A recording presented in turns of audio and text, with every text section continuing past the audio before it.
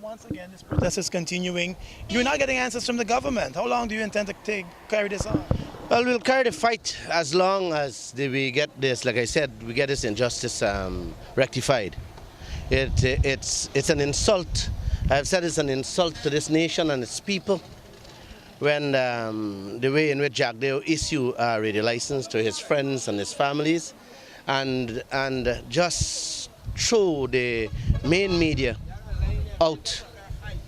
I find it was discriminatory and unlawful.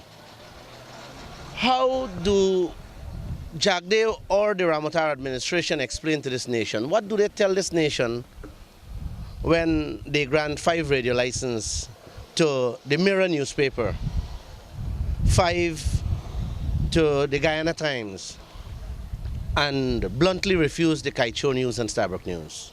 What do you tell this nation? How do you explain to this nation that a little television station in Berbice were granted a radio license, one in Essequibo was granted a radio license, and a few of their friends in Georgetown, and you refused Channel 2, Channel 6, Channel 7, Channel 9, Channel 13, the main media houses of this country? Explain that. Do you think Jack Deo's move was deliberate? It was a deliberate move by him. It was a wicked and malicious act. He orchestrated this plan. His aim is to take over the airwaves of Guyana. You know, we're touching on the radio license, and the most important thing we are leaving out of this whole scenario is the cable license. I don't think the people understand what cable license is all about. And they said they have granted 2 radio licenses to Brian Young and Vishuk Prasad. Now, these are 2 little kids. There's no way you're going to grant cable license in their hands, because cable license is capable of giving not only radio channels, TV channels, and wireless internet, but it also can provide telephone service. It can take over the telephone service in Guyana. So are you saying that Jack Deo and the PUP government deliberately give that to Brian Young? No. These guys are only the front. They're only the front. And I want to go on record as saying that Jack Deo hijacked the airwaves of Guyana.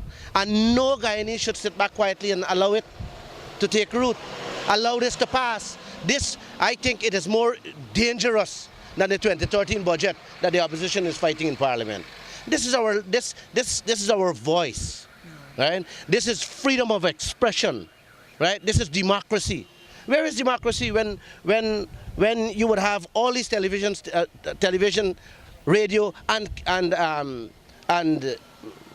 telephone services giving you one word every day? Whatever happened to independent voices? They're dumb, they're out, and that's their aim. Their aim is to throw us, knock us out. Thanks a lot, sir. President, they're saying that they don't intend to turn back on this decision. What next for the private owners? Unfortunately, Gordon, the private owners must take a stand. And the problem has been that the government is thinking that they have a legitimate right to be wrong. They're wrong on this thing. In terms of unfairness, it is the height of unfairness. In terms of transparency, it smacks of really bad transparency. So the government has to give. In fact, the Post and Telegraph Act that they're talking about, that is what Jack Deo acted under. Linden, for example, Channel 13 was taken from green construction, given to a community, and the government took it. You know, so one has to look at property from that aspect. Yet, the government is saying that they are right. No, they are wrong on this thing, and they've got to give. If not, then the very constitution they're talking about, when we go to court, once the court rules against us, we'll see who really respects the constitution here. Yeah, but these radio licenses would have been issued by Mr. Jack Deo over a year ago, and we're now seeing the process about this. Someone might want to ask, what was the holdup about?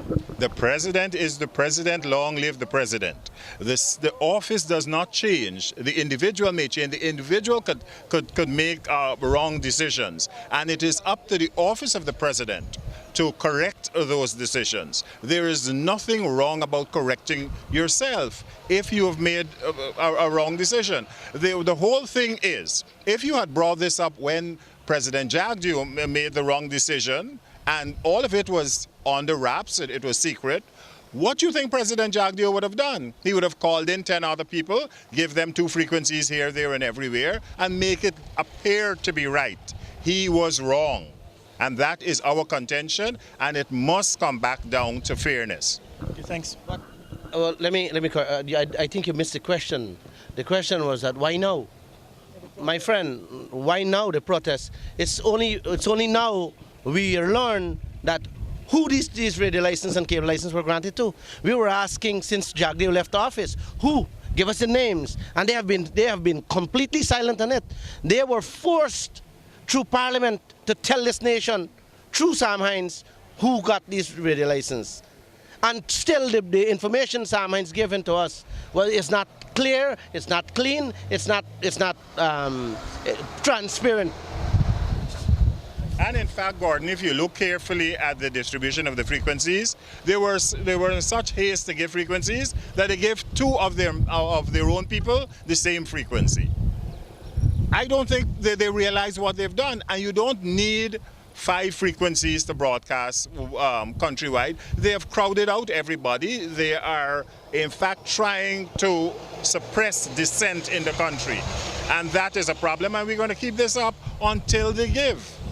You know, and beside that, some of the answers they give, right?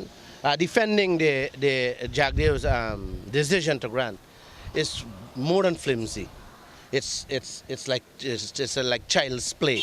When you will say geographical consideration may have been the factor for granting license, I want to know, one woman in Bronx, New York, was able to obtain 5 radio licenses. What geographical consideration is that? How an American was granted 5 radio channels? I'd like them to explain that.